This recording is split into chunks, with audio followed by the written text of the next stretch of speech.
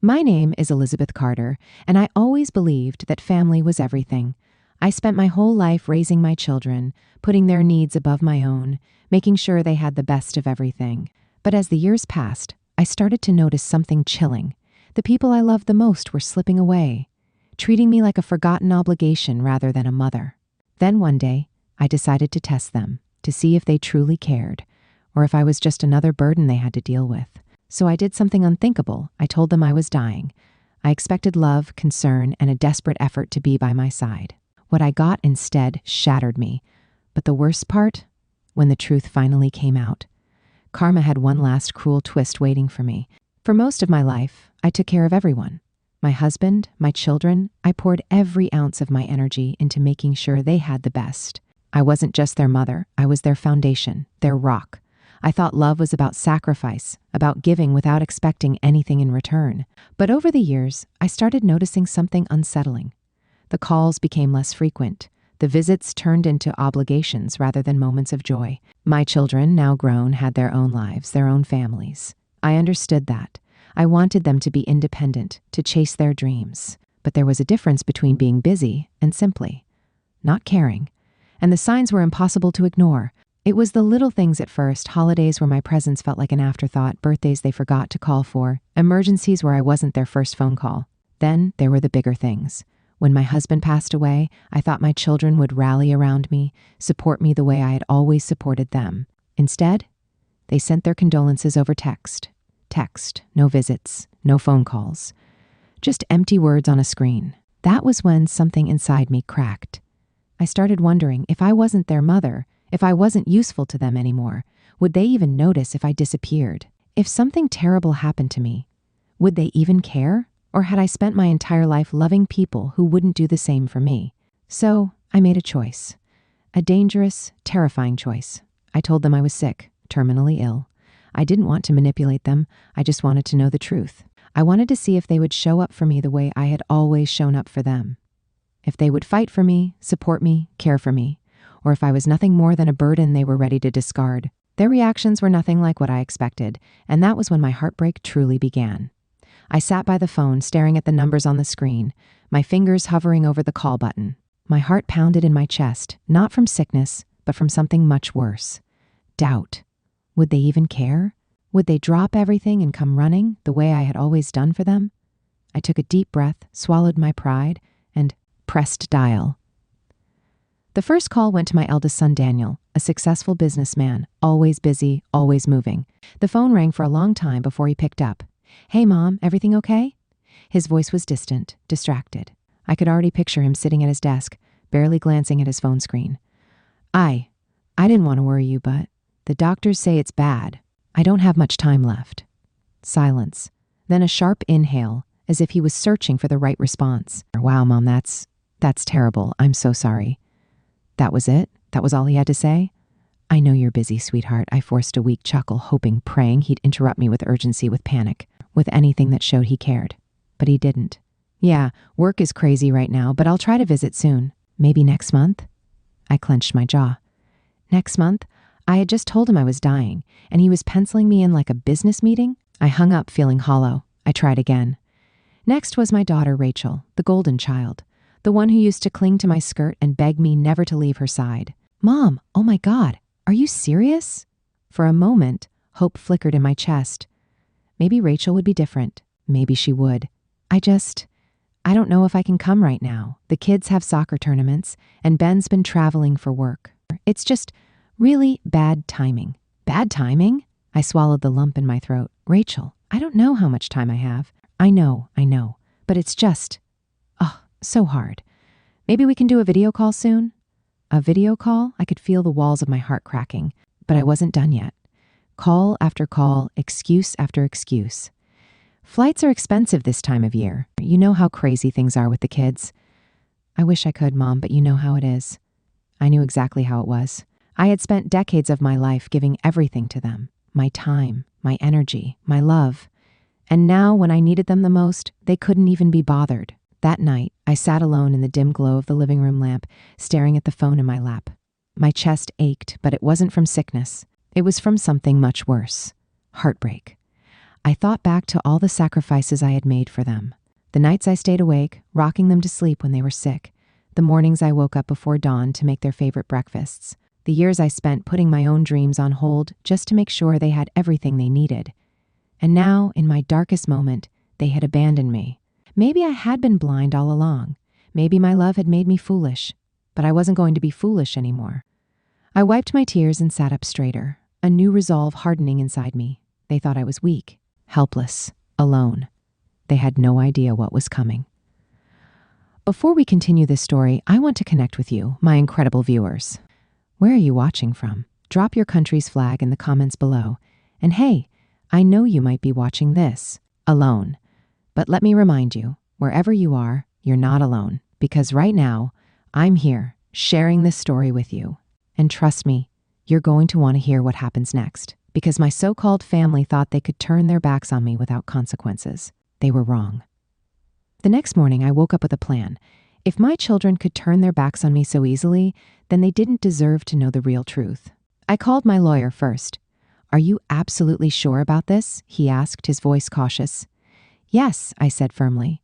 "Change the will, take their names off everything." He hesitated. "And you want to move forward with the other arrangement?" I smiled for the first time in days. "Yes, let's do it." For weeks, I played my part perfectly. I grew weaker. My voice trembled more on the phone calls. I let rumors spread through distant relatives. I even had a nurse visit the house to make things look more convincing. Word traveled fast. One evening, as I was sipping tea by the window, my phone buzzed. A name I hadn't seen in weeks flashed across the screen. Daniel. I let it ring twice before answering. "Daniel, this is a surprise." "Mom," he said, suddenly full of warmth, "I've been thinking.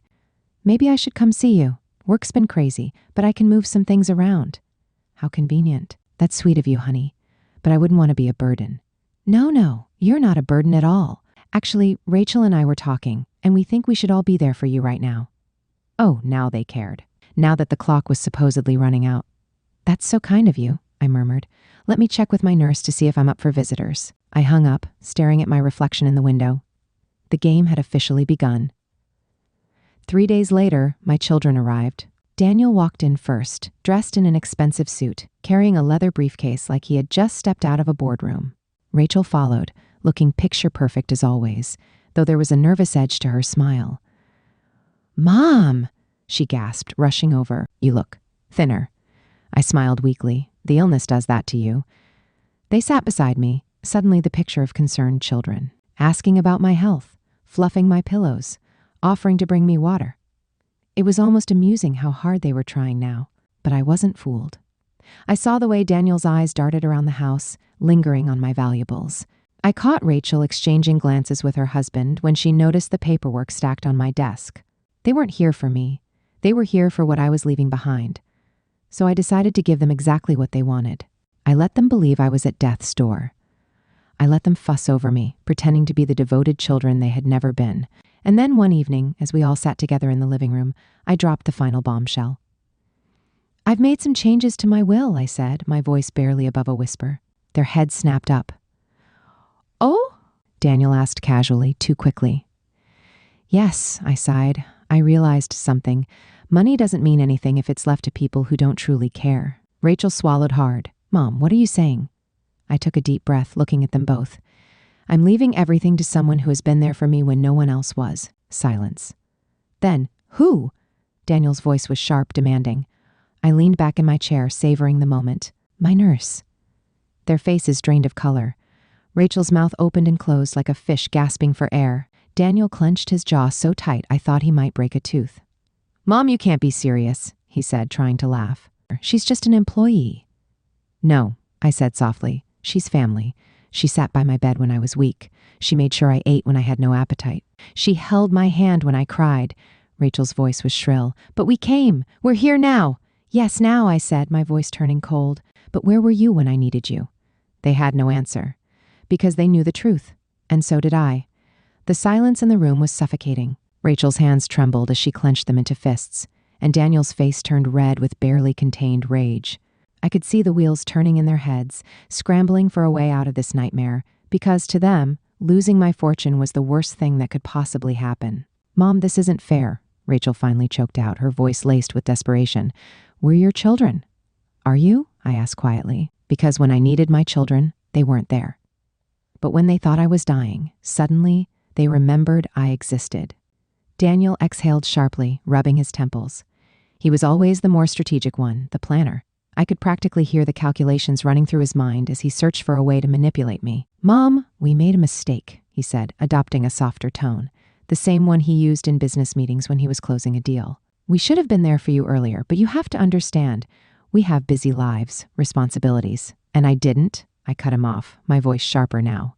"I raised you alone after your father passed. I worked 2 jobs to make sure you had the best education, the best opportunities.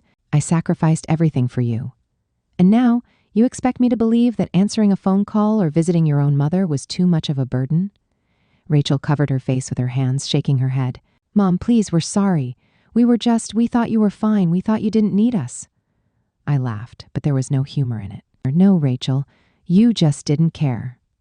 The weight of my words settled over them like a crushing force. They knew they had lost.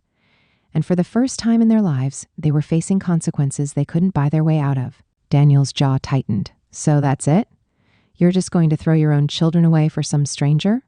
"She's not a stranger," I said simply. "She treated me with more love and kindness in a few weeks than my own children did in years. And that, my dear son, is why she deserves everything." Rachel let out a strangled sob, and Daniel stood abruptly, his chair scraping against the floor. "This is a mistake," he said, voice cold, "and you're going to regret it." I met his glare head on. "No, Daniel. The only regret I have is raising children who only loved me when it was convenient." Without another word, he stormed out. Rachel lingered for a moment, her tear-filled eyes searching my face for any sign of weakness. But I had none left to give.